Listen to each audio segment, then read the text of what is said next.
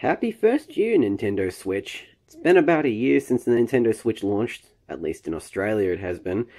So I figured it's the appropriate time to go through the game collection I have for it that I've amassed over the last 6, 7 months. It's been about 7 months. So without further ado, I figured I'd do this in two parts. It's going to be in one video, of course, but I'll do it Nintendo games, then third-party games. And because the ratio is surprisingly close. So without further ado, let's get started with the very first game on this list. Mario Kart 8 Deluxe. Now, coming from the Wii U version, I wasn't really expecting much out of this. I was just like, be Mario Kart 8 on a portable. Yes, please. And so I decided, well, here it is. I bought it. I played about 15 hours of it. It's been fun to play with friends. The battle mode's primarily been the reason why I'm attracted to this version of the game. But it's ultimately quite a solid port, all things considered, running at 720p 60 in handheld and 1080p 60 docked. So yeah, it's quite a solid port. Has some, well, it doesn't have any new tracks, but it does have the battle mode. And it's a good solid package if you haven't played this on the Wii U before. In fact, if you haven't played this on the Wii U already, I'd argue that this would be one of the games to get for the system. So let's move on to the next title. And the next title is Super Mario Odyssey. Yeah, this is one of those Nintendo published titles that I bought at launch. I actually bought a few Nintendo's titles this year at launch, actually. This is one of them. The next one will come up soon enough. But as you can see here, it's Super Mario Odyssey. It's a very, very solid platformer, and in the inner cover itself, it has the lyrics for the main theme itself, which I find kind of funny and kind of cute in a weird way, because the theme for this is catchy, and the gameplay is an addictive loop. It's akin to Super Mario 64 in its own way. In my opinion, and from many other people's opinions, this game does sort of kind of expand on the ideas that Mario 64 first brought along, in the sense of it sort of goes back to all these worlds that you go to. They're short and contained, but there's a lot inside, and you know, there are all these things that will catch you off guard, and that's the beauty of this game, is that it's just, you kind of go, oh, okay, there's more, and you're just amazed by how much more there is. It also looks pretty good on the Switch as well. However, it seems to run at a roughly 720i on handheld, apparently. I'm not sure, but at least it's 60 FPS. And then it's around about maxed out at around 900p docked. So, handheld isn't like a massive looker in comparison to like Mario Kart and Zelda and Splatoon and stuff like that. But it's still a pretty damn competent game on its own that looks very, very good, all things considered. Third game on this list is Splatoon 2. The first game I picked up for my Nintendo Switch, actually. So I bought my Nintendo Switch on August 8th, and I picked this game up 2 weeks earlier. I picked it up because I wanted to get it at launch. I ended up getting some neat pre-order bonuses, one being the reversible cover, and the game is currently in the Switch right now, because one of my friends was just playing it earlier. So yeah, here it is. It's got the reversible cover. The cartridge is in the Switch itself, so you will not see the cartridge. I'm sorry about that. But yeah, it's a very good follow-up to the original Splatoon, which launched back in May, or was it June? May or June of 2015 on Nintendo Wii U. And yeah, while the first one was pretty good, I felt like it had a bit of shortcomings. I felt like there wasn't that many maps, but over time, the game got more content. And it's basically the same case here. The game's gotten a lot more content over time, and it's still getting content now. In fact, there's a new map coming out for tomorrow, I'm almost certain. Or maybe it's already out. I don't know. I got an update for it not even a few hours back, so for as far as I'm concerned, the map could be out by now. So this game's getting plenty of support, and it's still very, very popular, despite how old it is. Well, it's comparatively not as old as the launch titles, but it's doing very well, given it's a multiplayer game. So yeah, next game on this list is ARMS, one of my personal favorites on the system. Sadly, this game hasn't gotten as much support. I mean, there is a lot of fighters that have been added to the game, and there's been quite a few stages that they've added. But because it's in the fighting game genre, it's in a bit of a weird niche on its own. And due to market misperceptions, for example, you know, people thought it was initially like this weird... Even me, for example, thought it was just this weird Wii boxing sort of spin-off thing. But no, it turned out to be its own fully fledged fighting game with, you know, the ability to play without using the nunchucks. Jesus, I see what I mean? Without the Joy-Cons. But, however, it's still proven to be a pretty damn solid fighting game. It looks absolutely gorgeous on the system. Even, like, I remember playing the, what was it? It was the punch test or whatever it was called. I can't remember what it's called. I'll update that in the video. And I was amazed by how well it played and how good it looked. And docked, it looks very good as well. So, again, if you like fighting games that have a surprising amount of depth and like want a game that you can play with more than 3 players, Mario Kart and this are good starters, in all honesty. It's kind of weird how these launched like a month apart or a month and a half apart from each other. But yeah, it's a very solid fighter that I can overall recommend.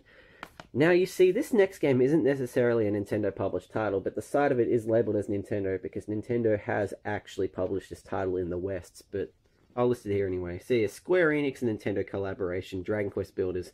This was originally released on PlayStation 4 and Vita back in October of 2016 for the West and February of 2016 for Japan.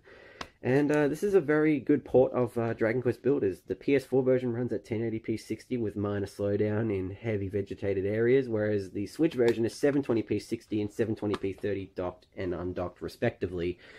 And it's a very competent game. I really, really got hooked onto this for a long time when I've got into it. I can basically just sped through the first chapter, and I'm midway through the second one now. Because this game's just really good, and plus it has the original Japanese box art too, which I'd argue is infinitely superior to the PS4 and PS Vita one. Actually, the PS Vita didn't get a physical release, so unless if you imported it from Japan, you just got it digitally only. But still, wait for the price to go down on this one, because it's, in my opinion, it's well and truly worth $40.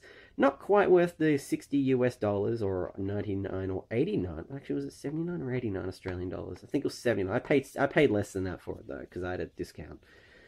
But yeah, very good. How do I describe this game? It's a building game. One would immediately assume it's like Minecraft, but it's not. It's almost as if it's like a 3D Terraria with RPG elements. It feels a lot like that to me. Anyway, next game on this list is, well, the game that I'd argue is the game to get for this system. I mean, it's kind of obvious. It's Legend of Zelda Breath of the Wild. I also had this on Nintendo Wii U. It's a very, very good fun game. Possibly one of my favorite games of all time. It was my favorite game last year. I mentioned that on Twitter, that it was my favorite game of all time. And 100 hours later, I can still say that this is one of my favorite games of all time. Absolutely stunning for the hardware it's running on, especially given how good it looks on the portable system here, and how good it looks on the Wii U, how good it looks docked. It's just Nintendo's done a fantastic job with this game, and it's well deserving of its sales and its support that it's gotten over the month, and its fanfare as well, because it's just, from the moment that you get into the game, it just pulls you in. I still very vividly remember the first few hours of the game for me. The game was it was definitely an experience that I don't think I'll be able to recreate for quite a while, just from how awe-inspiring it was. When the world opened up to you and you went, wow, there's more than that, and you just slowly found your way through the world and took things at your own pace. The feeling of freedom you got in this game is very, very unparalleled, and the few other games can match it, in my opinion. So yeah, that's Zelda. Next game on this list is Xenoblade Chronicles 2. This is the second game I bought at launch that's Nintendo published. And it's a very, very good RPG. It's a bit of a weird MMO-esque RPG. I am traditionally a Xenoblade fan, having owned every Xenoblade game. I don't have the original one on the Wii, however. I only have it on 3DS. I have the new 3DS version. And this game is quite the follow-up. My only negative thing about it is that sometimes there can just be really weird difficulty spikes in some areas. Like, you'll traverse through some areas to get to an objective, and there'll be random level spikes from enemies that will be several levels above you. Excuse me. And how it looks in portable. This is probably the only game I have in my collection that looks disappointing in the portable, or it looks underwhelming, because the resolution goes well below 540p in this. I've seen it from the initial Digital Foundry analysis. It's gone down as low as 360 something p, so it's pretty disappointing. But when you put it into the dock itself and run it through a TV, provided your TV, like mine, doesn't hit a native 1080p, it looks absolutely fantastic, because the art style truly shines when you dock it in. It's like this game was kind of, like, oh, the Switch isn't, a home console, we've got to quickly work around with the portable. It kind of feels like that, but that hasn't stopped me from playing half the whole game so far. It's just absolutely fantastic. The characters are very lovable. They're very quirky and funny, in my opinion. You got the main cast, which is, of course, Rex and then Pyre. And they're this generic main character, and then there's Nia, and then Tora. They're cool characters. They make up the game for me, in my opinion, because, just how the characters develop over time, you understand their motives and stuff like that. It just becomes pretty interesting. I don't know what I'm on about, but the general consensus is I really like this game. So that leads us to our next game on this list, which is Fire Emblem Warriors. This is my most recent Nintendo Switch pickup, having only picked it up earlier this week. And the only thing I can say about it is that it's another Warriors game. I don't really have much else to say about it. It's another Warriors game. It's a good game, and I do like the Warriors series. And I do like the fact that when you dock the system in onto the TV, you can either choose between 1080p 30 or 720p 60. So it's nice to get the choice, and I've, as usual, picked 720p 60 because I love 60 FPS gameplay with these type of games.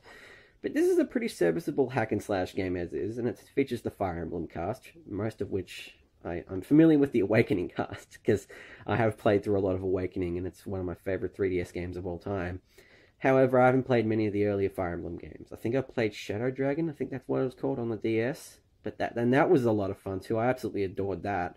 But yeah, I haven't played many Fire Emblem games. I have Fire Emblem Fate's Birthright on 3DS that I should be going through soon enough. So yeah, as soon as I go through that, I'll probably have a more organized opinion on this game. But yeah, this is a pretty solid hack and slash. It's also a new 3DS as well, which I find a bit of an odd choice. But hey, if they found the audience for it on there, then why not, really?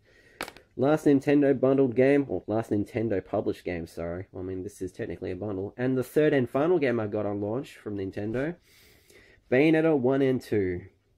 Yeah, I already had this on Wii U, but the portable aspect of it and the fact that it was a better port, even when playing it in handheld, just made me go, yeah, okay, I need to get this. It's a fantastic hack and slash 3D character action game. I guess that's probably the best way I can describe it. And the code here for Bayonetta has already been used, so haha, you can't really do anything about it. But, you can see here, curiously enough, the reversible cover is for the first Bayonetta, which is, as Afa mentioned earlier, a download code, so it's a bit confusing considering, well, it's just Bayonetta 2 cartridge. I don't get it. Shouldn't they have just had Bayonetta 2 reversible, not Bayonetta 1? Because it even mentions it's a download code, so... anyway, small gripe really. That's just my opinion. So yeah, that's all my Nintendo published games. Now, we're going to go straight to the third-party ones. Oh, it's been forever since I last filmed the last part. Not at all, it's only been about a minute. Let's continue with the third-party games. First one on this list is Skyrim on Nintendo Switch. I already own this on Xbox One, and that's the only other platform I own it for. So, color me surprised when I got this. I was pleasantly surprised at how well it ran. It's a good port, actually. It's dynamic, portable, and docked. But that doesn't really deter it, really. It's still a perfectly fine port. It takes stuff from the Special Edition and takes stuff from the Standard, I'm pretty certain. I know there's Special Edition textures in there, but there might be some assets that are from the base game, just because, the Switch is powerful, but it's not at PS4 tier powerful. It's got its good merits, but it's that. It's Skyrim, and the cover is actually beautiful for it, if I say so myself. This cover is probably one of the best looking covers for the game. I love the whole faded book thing here. That's not actually a mark, that's actually a part of the cover itself. So yeah, it's more Skyrim, includes all DLC, and even includes some amiibo integration, which is a curiosity on its own, because you wouldn't really expect that from a third-party game. So yeah, that's Skyrim. Next game on this list is the second Bethesda game I have, and it's Doom. And color me surprised, when I saw this being announced for the Nintendo Switch, my mind was blown. I was amazed that this was on a handheld, and I still am. It actually got an update recently that included a lot of requested features, including online party, place that you could invite friends to play online with you, had gyro aiming.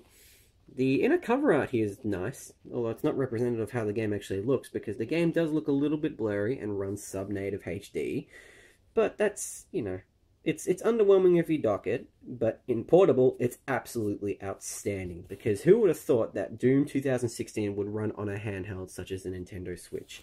I sure as hell didn't think of it. I didn't think it'd ever be able to run anything like this. And Wolfenstein 2 is coming to the system as well, which I am definitely getting, because I'm very curious to see how that plays on the system. Anyway, not much else needs to be said. Third game on this list is Am Setsuna. I imported this from Aussie Game Shop. I was going to import this from Amazon Japan, but it was more expensive, weirdly enough. So I've got the English cover applied to it, but I've also had the Japanese cover inside so I can get the nice back art, because otherwise it was just completely bland.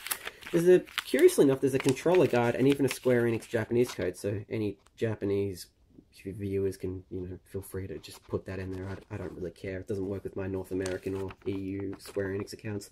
But yeah, there's the controller guide for it, which I find kind of nice. I did not expect that. It's an early use of the manual.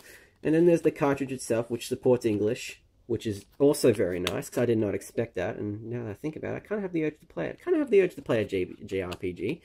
And given that I think this is the only one I have on Switch, I'm kind of like, should play it. Because I heard that Lost Sphere wasn't that good. This might be better than that, although I'm not sure. I haven't really heard the general consensus of this game. But yeah, this happens to be the second Square Enix title I've got. First one was Dragon Quest Builders, but that was published in the West by Nintendo themselves. So yeah. Next game on this list is, Now let's get this out of the way. I don't like Konami, but I bought this pre-owned. So some other dude bought it new. Bomberman R, have a blast. There should be a gigantic middle finger on the side there. Enough Konami hate. This is a not bad game. I quite enjoy it. It's definitely got a lot of potential to be a lot of fun when you play it with friends, given the 8-player local support. Is it 8-player local support? I can't remember. No, the camera won't zoom in. Hang on. Yeah, it will support up to 8 players, even in handheld mode, which is very impressive.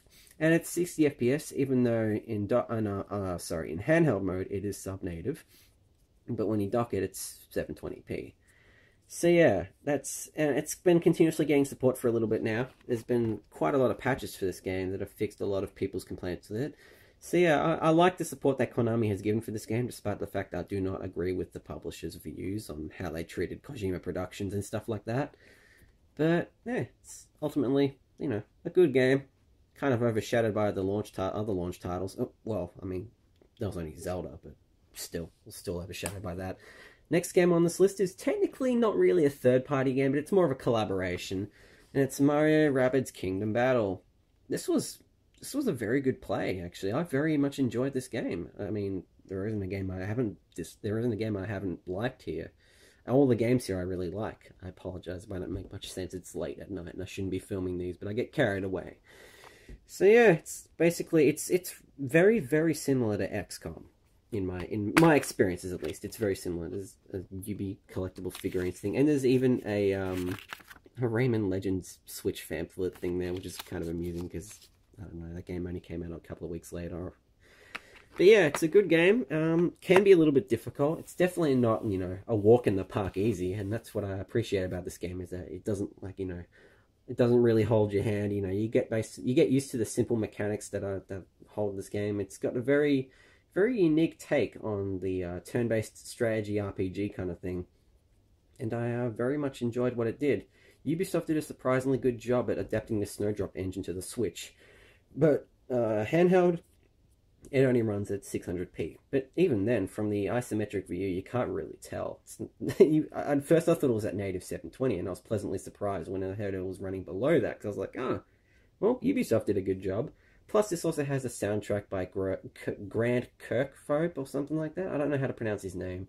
I haven't really looked into it, but it's noteworthy because he did do soundtracks for a lot of noteworthy Nintendo 64 games for Rare back in the day. So that's always good when you have a veteran composer working on a game such as this. Next game on this list is Pyre Tetris. This is my third copy of the game. I never played much puzzle games before this one, and this is amazing. This is a really good puzzle game. I quite thoroughly enjoy what this game is. It's a weird hybrid of Puyo Puyo, as it's apparently called. I call it Pyre because that's how I've always called it, and Tetris.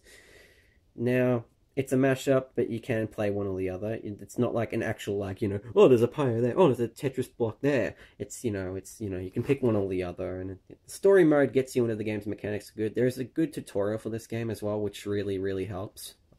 I'd recommend going through that before you play the game at all, because this game does hand your ass to you. It really does. It's quite the challenge, but I feel like it's worth it, because it's so damn fun. I have this on the Vita, which is the Japanese release, and I have it on PlayStation 4 as well. Next game in this list is Dragon Ball Xenoverse 2 for Nintendo Switch. One of my friends threatened to disown me because I didn't get this on Xbox One, because I wanted to get it on the Switch. And this is my first Dragon Ball game. And the cover art's as white as the moon when you see it at night. But I liked it. I thoroughly enjoyed its weird brawler MMO-esque kind of gameplay that it had. Like, I don't know much about Dragon Ball, but I have heard it because it has been in a lot of popular culture, and I heard it through friends and stuff like that. But I did enjoy this game for what it is, and it's actually been quite a lot of fun. I've spent several hours on this, almost 10 hours on this, and it's just like, yeah, I get the urge to go back to this game and play it, because I just find it dumb fun. You know, it's kind of like turn your brain off kind of thing in a weird way, because you just do whatever the hell you want. It's nice, and sadly it doesn't look as good in portable mode as it does in docked, but it's kind of the general consensus here. But that's okay. This game is still good. I'd recommend it if you can get it. You know, not at full price, but if you can get it at a good price, I definitely recommend getting it, especially if you're a Dragon Ball fan. This game's very fan servicey from what I've heard, to the point where someone didn't recommend me getting it, but I still got it anyway. Next game on this list is LA Noire, and it's been tainted by the very small internet download required, microSD may be required. So I had a feeling it would be like 20 gig or something like that. Turns out no, it's just 13 gig that's needed, which, I mean, you could fit it on the internal memory, but I bought an SD card because I was like, nah, I don't want to risk it. So yeah, this is a very, very good port. It's adapted to the system's strength very well. I love this type of game, personally. I was very surprised to hear that a Rockstar game was coming to Nintendo Switch. Even though it is developed by Team Bondi, who are a Sydney-based developer, who sadly aren't around anymore. But I just really found this really good. It's a really good thriller, crime, open world kind of game. I mean, it isn't like Grand Theft Auto. People might assume because it's open world and because it's by Rockstar that it's open world, but it's not. The open world serves as a backdrop because it's a recreation of 1940s Los Angeles.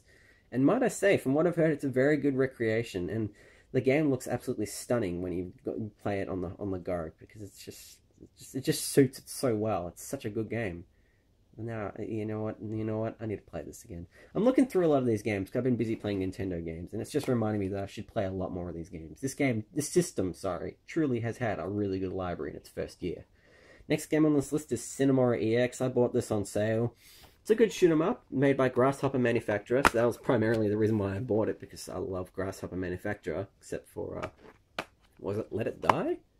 Can't remember what the game was, but yeah, it's a good shoot 'em up. It's got this weird kind of Resistance-esque thing. It's weird. I don't quite know how to explain it. Although, curiously, the original dub for this game is in Hungarian. So that's not very common in gaming these days. It's, in fact, not very common to get much from Eastern Europe these days in gaming, which is a bit of a shame, because there's a lot of interesting culture there. You could argue that for a lot of areas, really. It'd be awesome to see a lot more game diversity with these type of things. And unfortunately, this was a late release for the Switch, coming out a couple of months after the PS4 and Xbox One and PC versions. But it's still a good game, though. It's quirky. It's a quirky Japanese-Hungarian title, because it's I can't read that. What does it say? Digital reality. So yeah, I don't have much else to say on it, because there isn't really much I can really say about it. That I don't know. I don't know. I'm just like, what do I say? That's okay. Next game on this list is Gear Club Unlimited by Microids, or Eden Games as well. Well, developed by Eden Games and published by Microids. It's okay. It's a racing game. I wanted to get it because it was a racing game. The cover art's quite nice. The car selection isn't too bad. It's very Eurocentric, which isn't too bad. I'm a personal sucker for Japanese cars, so there's not really much for me in that front, but I can appreciate stuff like the McLaren here and stuff like that. I believe that's a 720S or a 650S, I'm not sure. And there's a Pagani Huayra, which I personally love Paganis. So, it has a nice selection of European vehicles that I do like. However, the handling's a bit stiff. The game doesn't play necessarily well, and it's only 30 FPS. So that's a bit of a shame. And the Galaxy on Fire port that Deep Silver was doing to Switch looks to be a lot better than Microid did with this. Anyway, next game on this list is Siberia. I bought this because I heard it was a campy point-and-click adventure game, and yeah, it's definitely a quirky point-and-click adventure game. Very campy. I like the art here, though. I still got to get number 2, and apparently number 3 is coming out for Switch, but again, I don't know. This game definitely feels like it hasn't aged well, in my opinion. It definitely feels like it's stuck in the mid-2000s. I mean, shit, look at the cover art, for God's sakes. It's a mid-2000s render CGI. What more do I need to say? Alright, next game on this list is Disgaea 5 Complete. Another very good strategy RPG for the Nintendo Switch. This came out surprisingly early in the Switch's life cycle, actually. I very vividly remember picking this up on the same day that I picked up Zelda, and I played this quite a bit. It's even got a reversible cover, which is pretty cool. I don't see this game in stores that often anymore. It seems to have just kind of disappeared. It's a bit of a shame. NIS America titles don't really stick around on the shelves for that long. I'm assuming that's mostly due to the limited print run that they go through for the most part. Because when I think about it, what other NIS games do I have? I have a few Vita titles from them, and they weren't on the shelves for long. But then again, that's just the Vita. Still, this is a very good game where it's kind of like you get a story as a backdrop, but then you can just kind of do whatever the hell you want in between. Kind of left me a bit confused at first, but then it clicked with me, and I ended up really enjoying it. I also have Disgaea 4 on the PS Vita, and that's also a pretty good game. Although I'd argue this is a bit more open to newcomers. Especially the Switch version, which gives you all these little bonuses that you normally wouldn't get on the PS4 version, I'm pretty sure. Next game on this list is Has Been Heroes, which is a roguelike. It's a 2D roguelike, but not in the conventional sense. It's lane-based combat. It's published by Game Trust, which is technically EB Games down here, but for the North Americans, it's GameStop. It's a completely empty thing here again. But I paid like 24 bucks for this. This is the cheapest Switch title I've gotten to date. And it's actually quite addictive in a weird way. Like, I wasn't expecting it to be as enjoyable as it was. I was just kind of like, it's cheap. It must be crap. I had that weird mentality for it. But I went into it and I thoroughly enjoyed what I experienced out of it. It's a good Switch port, still being updated. There's a nice amount of content for it. They've reworked the game over time as well, so they made it a bit easier. It still doesn't stop it from being hard like most roguelikes, like Enter the Gungeon and stuff like that. But it's a good game. If you can pick it up cheap, I could definitely recommend it if you're in the mood for a roguelike of any sort. Next game on this list is I paid 30 bucks for this. So I kind of went, you know, if it's 30 bucks, you know, I could slowly get into the sport game over time. There's even an advert for Ultimate Team there. But yeah, it's a soccer game. There's a hair there. I don't know. Get out of here. Get out of here, hair. How dare you? Bad hair. It's an okay sport game. I played the Xbox One version and I got into it a little bit. I played it with a friend and I went, yeah, this isn't so bad. And yeah, I have to be in the mood to enjoy these games because it's almost like a calling. It doesn't feel like a game. It feels like a chore sometimes, which is a bit of a shame because that's not what games are supposed to be, in my opinion. But you know, it's not bad if you can get it cheap and you're a sports fan, especially a soccer fan. I'd definitely recommend it. Next game on this list is yeah, I bought this during the drought. The slight drought, which was the third-party drought, really, because there was a lot of good first-party titles coming out during this period. Anyway, Ultra Street Fighter 2, it has online. It's going to be superseded by the Street Fighter collection on Switch that's coming out at some point this year. Making this game kind of... Has that got a soft edge on it? It does. Making this game kind of completely pointless. I paid full price for this, too. Well, full price for what this game was selling at retail, but thanks, Capcom. I did buy the Resident Evil games too, which were pretty good ports. I wish they were updated, but they're not. But yeah, not much else really needs to be said about this game, because it's Street Fighter 2 with a couple of balance tweaks and 2 overpowered characters and online. The last game on this list is Cave Story, and my Switch games nearly fell over there, because I'm stacking them up on a weird angle. Cave Story by Nicalis. I hate Nicalis, but I can respect them for publishing as many quirky indie titles as they do. I need to get Binding of Isaac and that Ash game, whatever it was called, or something like that. Yeah, but it comes with an NES-styled instruction booklet, this cool, weird SNK-like thing, a mini CD soundtrack, and a full, thick, fat booklet. Thick. But yeah, it's a pretty good 2D platformer, a 2D action platformer. Scratched that itch that I had for a while for these things, and that itch has come back recently. I've started playing Wonder Boy: The Dragon's Trap, which I have digitally, and yeah, it's a good game. If you get this one cheap, it's definitely worth it because you know Cave Story was originally freeware, so you know if you're gonna pay like $40 US for this, then that's not really ideal. But anyway, that's basically it. That's all my games for the Nintendo Switch. Thanks for watching, guys. It's been a lot of fun doing this video, and I shall see you all in the next video. Take care.